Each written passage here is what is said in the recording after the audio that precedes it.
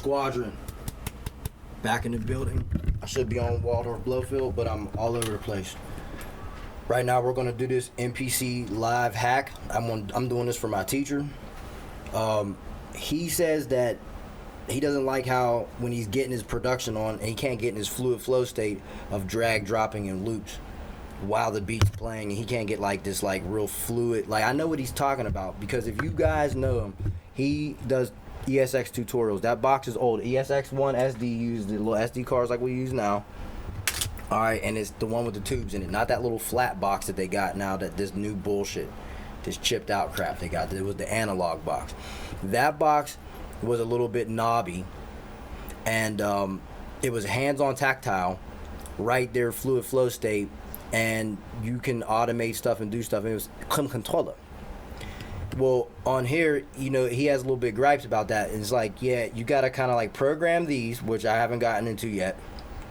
But there's some fluid flow state, drag, drop, and loop. I have to show this to my teacher. I feel bad that he kind of sort of shunned away from this box, because this is clean.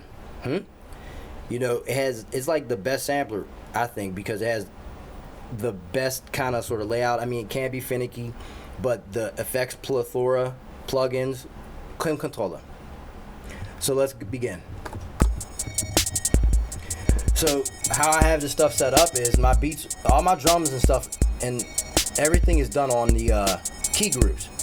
Now you're probably wondering why. Well, I'd rather do the key group, switching drums, pitching, and all that stuff, than sitting here in individuals, twisting knobs. You know what I'm saying? That's finicky. I don't have time to be doing that when I'm trying to fluid flow produce. So let's get the sample loop in here for my teacher and show him how to do this on the fluid flow state. I'm about to freehand this.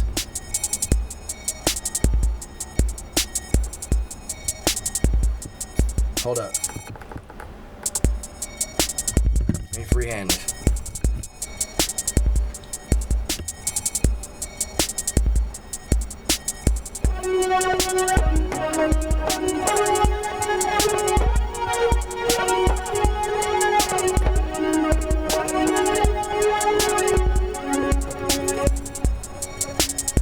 Alright, now we're going to go to track 7. You see that point plot right there?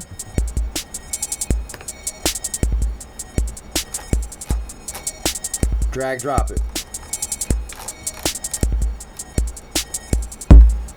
Hold up, there it goes.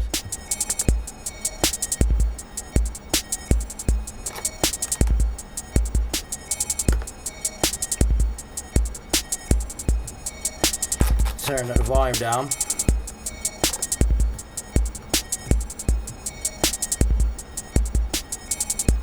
Now listen.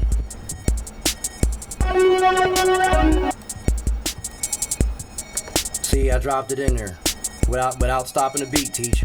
Now what you gotta do is turn on one shot.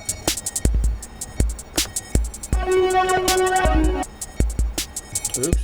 See, I know why my teacher don't like this box. It can be finicky, as you see. You know what I mean? The navigation, that's the key to this box, in any box you get. Navigation. Okay? First thing you need to learn, navigate the shit. Navigate that like it's second nature. Then you get into the fluid flow state. This is how you get into all your equipment. But we turn this on one shot.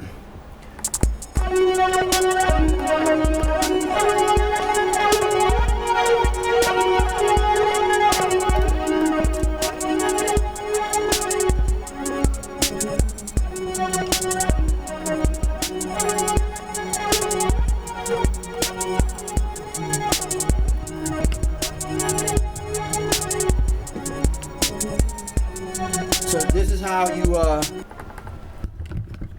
how you bust down on an MPC live when you want to get that fluid flow drag drop state, teach, with the samples. You just gotta, you know what I mean, if you freehand it or whatever, however you do it, this is how you do it. Alright? Now, here's how I'm using this like the ESX. Well, let's go back to track 1. Well, I told you my stuff's in key group. Well, these are the hi-hats. Okay, let's go back here. Matter of fact, let's jump out of this real quick. Let's mute that. Okay, so we're at hi-hats, right?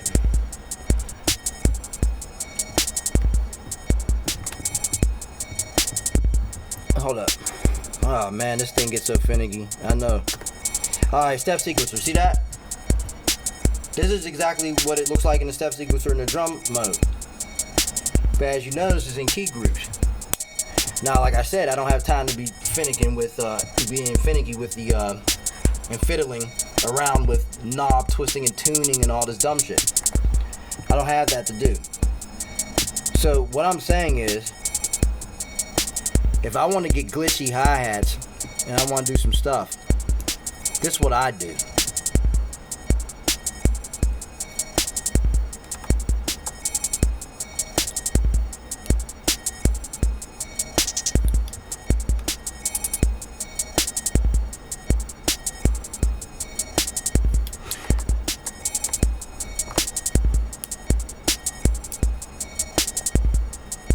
Okay, you see what I'm doing? Transpose that a bit.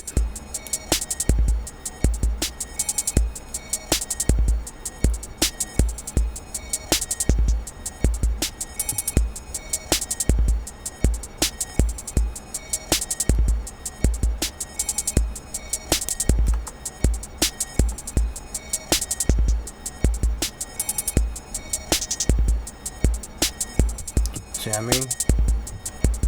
And you get stupid with all your drums like that. It's my snare.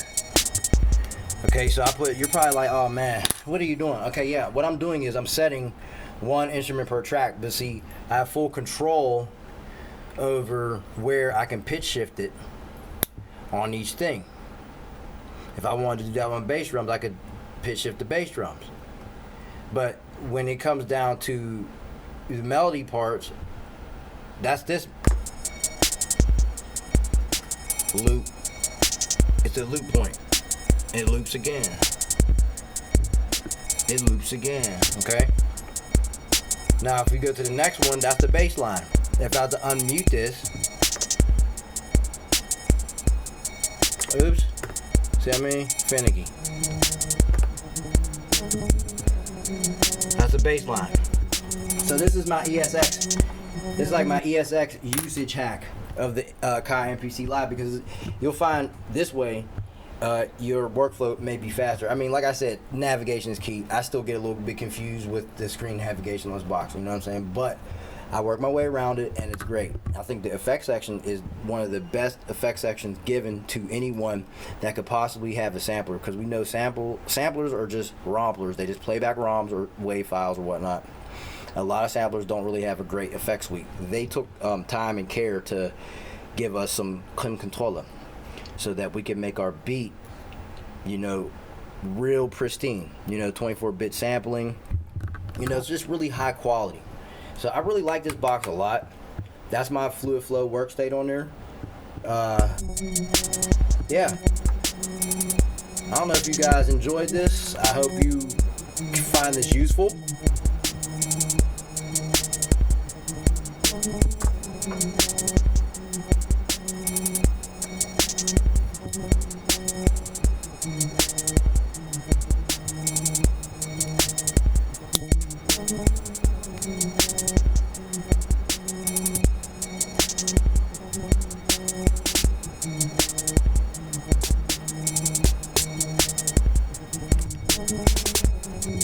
Yeah, Fluid Flow state. Hope you enjoyed it.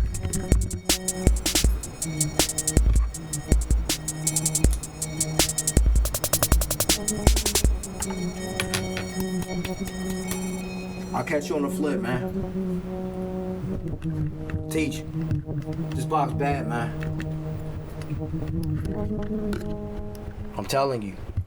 I feel you on the Digitac though, and going back to the ESX, I do feel you on that. I miss my red boxes, I do. But this is more convenient for me, and the sound quality. That's another thing. We'll get into audio quality and all that shit later. I told you, like, I'm an audio engineer. I know about this type of stuff, and I want to share all the knowledge and studying that I collect over the time and the years and that I spend here in this fucking body of mine. I'll catch you on the flip.